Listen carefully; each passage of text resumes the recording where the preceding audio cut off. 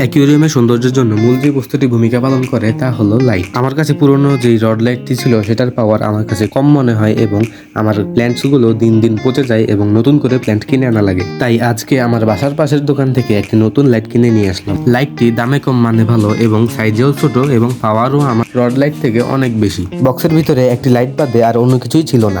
লাইটটির মাথা ফ্লেক্সিবল হওয়ার কারণে এটি এদিকে সেদিকে ঘুরিয়ে রাখা যায়। তাই তাড়াতাড়ি করে লাইটটি লাগিয়ে আলোটি দেখে নেওয়া যাক।